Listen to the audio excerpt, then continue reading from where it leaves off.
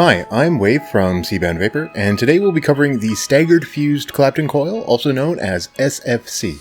As for most builds from this point on, we'll be using a pair of swivels. Fishing swivels from your local brick and mortar are fine. We'll be keeping this beginner friendly, so today we're just going to be using two gauges. I'll be using 26 and 36, as well as a pair of flush cuts, a coil jig. We're also going to be wanting our nylon tweezers. I'll be showcasing a few methods of doing this, so you'll be wanting certain things based on what we're doing here.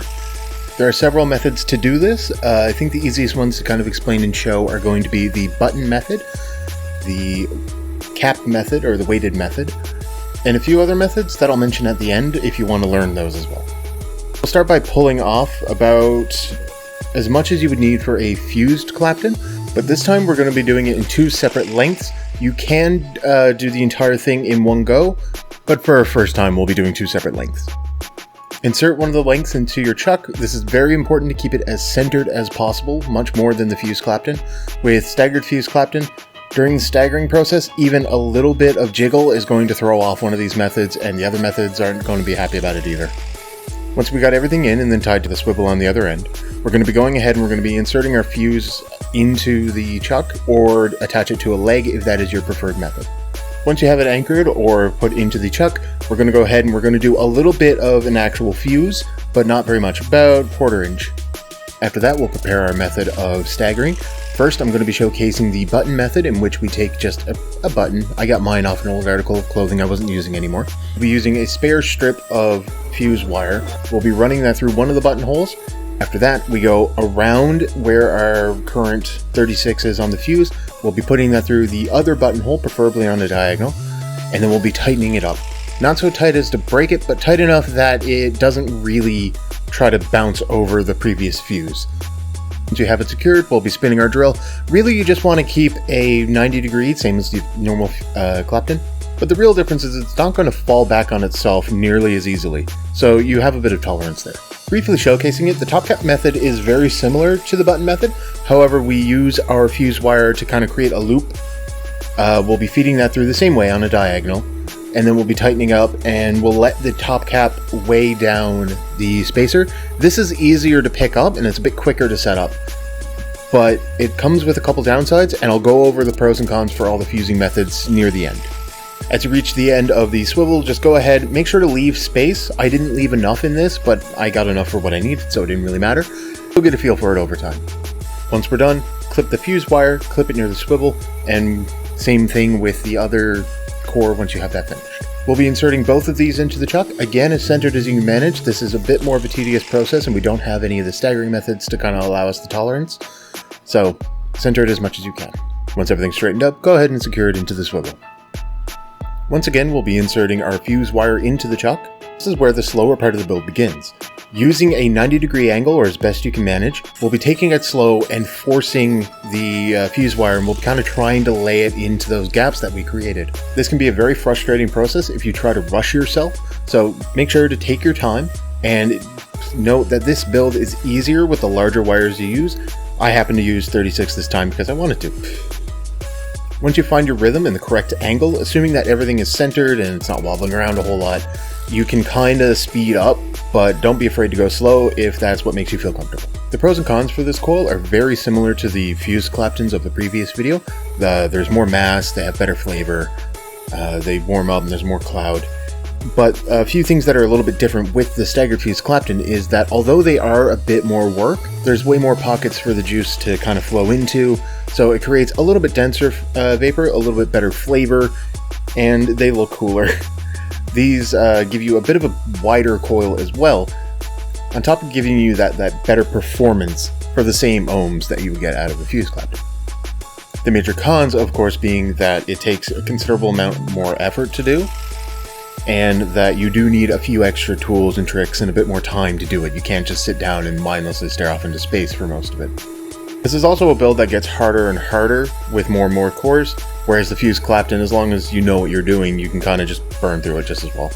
At the end, same as before, we'll cut the fuse wire, cut it away from the swivels, but this time they're very likely to turn over on themselves.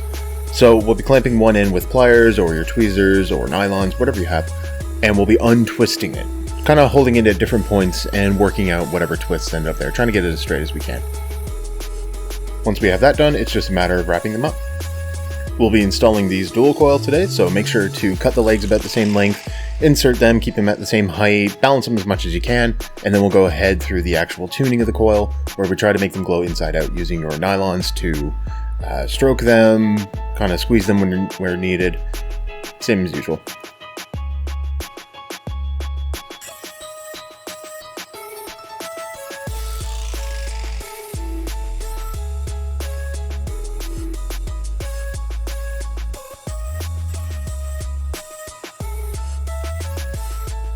After that, we'll go ahead and wick these, just trying to put in the same amount of cotton on each side, fluff it out a little bit, cut it to the appropriate length, and we'll be jamming it into the juice well.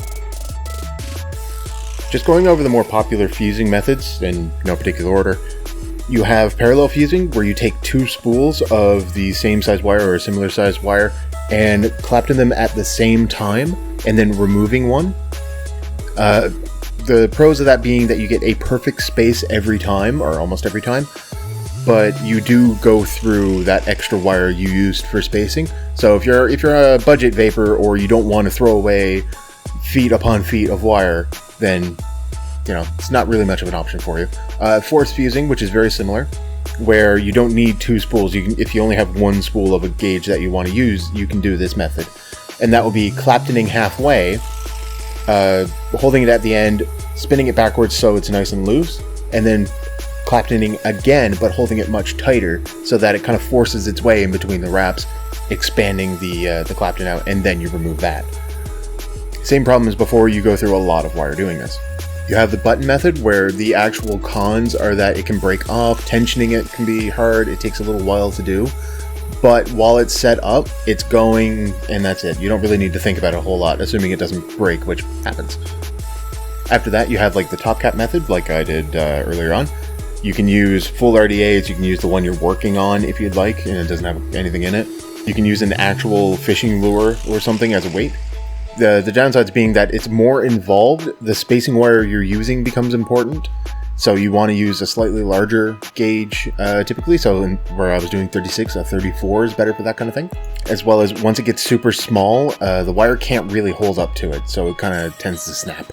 While you're going, if there's any off-center anywhere in the build, be that on the swivel or the chuck, these things can jump right away from the spacing, ruining what you're doing, or get stuck, caught up, and just pull right into it, and can be a real pain to fix. Benefits, though, being that it's not much wire required. You only really need to cut off a little bit just to loop it around, and it's really easy to learn.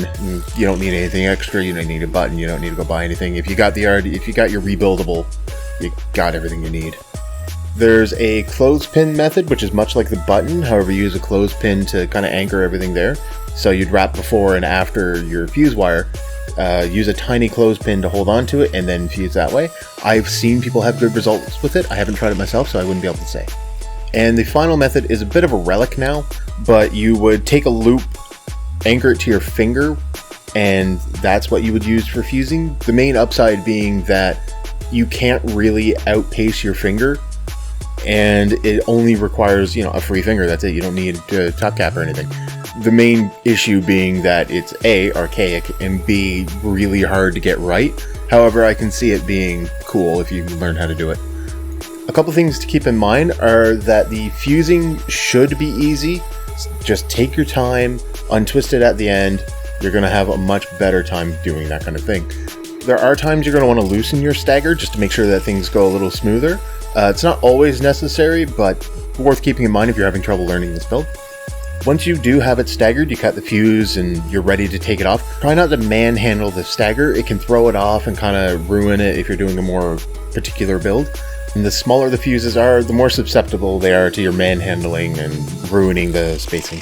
Thank you to everyone credited above for supplying pictures for That's a Wrap. You guys can submit your photos to thats.a.wrap.vape@gmail.com if you want to see it featured in the next video. Make sure to check out me at Seabound Vapor if you want to see what I've been doing recently. And yeah, that's a wrap.